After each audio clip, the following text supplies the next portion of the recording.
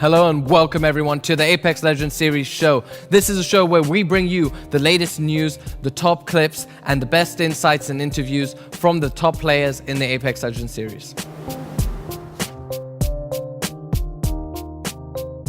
Reloading. Killed an enemy. Good kill. Down an enemy.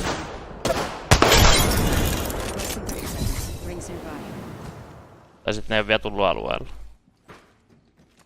Munkkari kuuluu, täällä kuuluu. 3 äijää.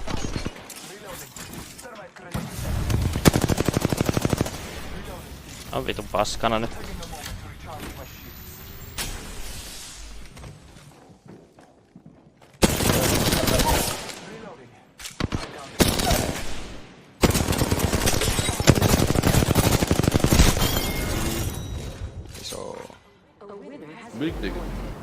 That was pretty amazing. And here's our amazing clip from our best player at Allied Esports.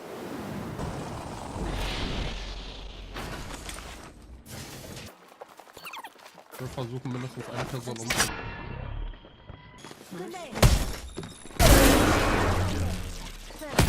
Good thing it's not us.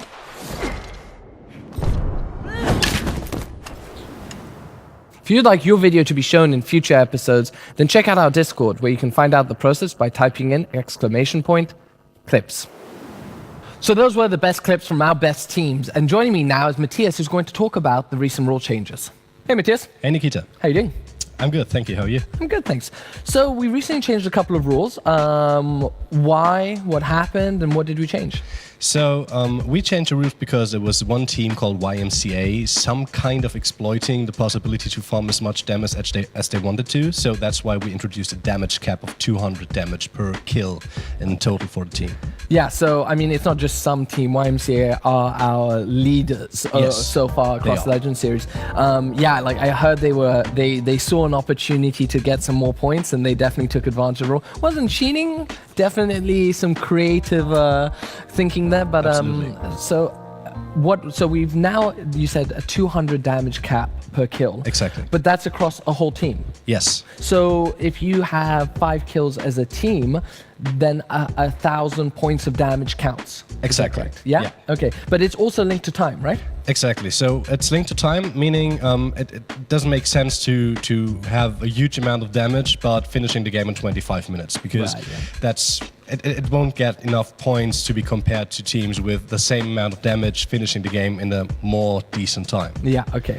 So it's literally what we're doing is using the time as like a multiplier effect. So the better your time, the more your points, like your damage points count. Yes, which are then capped off by your kills. So it's all kind of linked together in our ELO system, right? Exactly, yeah. Okay, cool. Can you tell us how our ELO system works?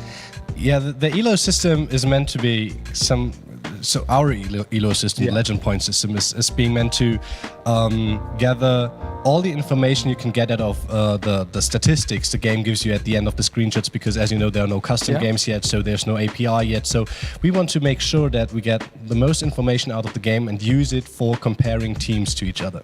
Okay. So, and that's why everything of those information you can get from the screenshot is some kind of connected. The kill is connected now to the damage caps, and the damage cap you have it then connected to the time, and that way we make sure we just get all the information in there to compare the teams to each other. That seems pretty great. So, I mean, like that makes a lot of sense to me how we've improved that and so on.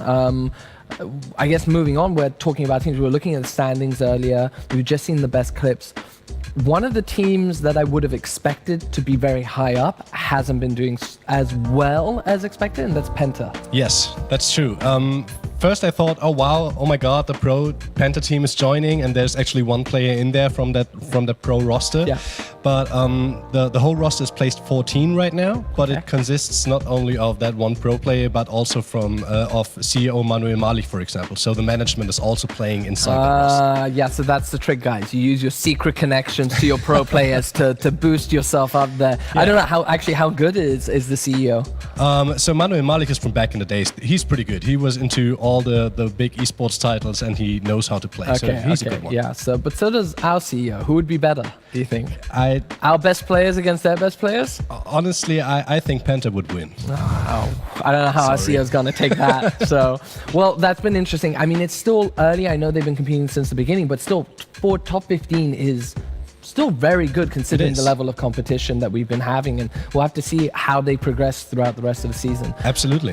What about now looking at another exciting person who's kind of competing is Kami, and he obviously won the very first Blackout Legends series. Yes. Great player, great performer. He's now joined our one. How's he doing? He's doing pretty good. I think he was placed second with his squad Resistance Please before we did the changes to the legend point system. Okay. So his squad suffers, I'd say, the most from the changes. I'm very sorry for that, but I had a really long conversation with him about that, and I have to admit that. Of course, they would have chosen different screenshots before if it would have been connected to the time before.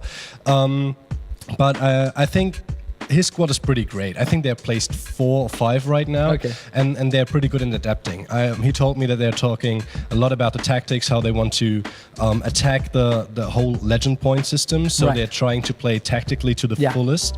And so I'm very sure they will adapt to the new system as well pretty fast and will be top 3 again. I mean, that's great. So I think, like, at the end of the day, the very best players and the very best teams will always be the best if they are good Absolutely, enough. It's yes. like they might use tricks and stuff to try and figure out how to get an advantage, but it doesn't stop them from being great. Absolutely. So yeah, look, thanks so much, Matthias, for being here, for explaining everything. Thank you for having Guys, me. if you have any questions, make sure to get in touch with Matthias on our Discord.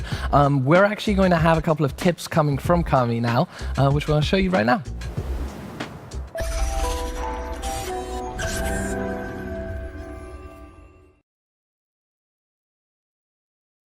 Hey, my name is Kami and I'm playing Apex under Resistance Please. I'm most likely to drop in Skull Town or on the airship to get as many kills as I can in the early game. My favorite combination of weapon is R99 and Kraber. One weapon for close range, one for long range, both very strong. Nice combination.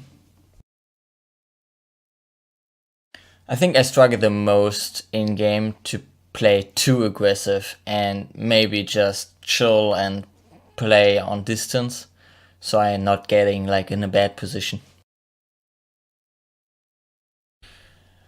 I don't like, beside the Mozambique, the Eva, because Eva is actually a decent weapon, but sometimes it feels so inconsistent and you hit like for 5, for 8 and then for 10, so, and the enemy just play with like R99 carbine and destroy you. So yeah, I don't like the Mozambique at all.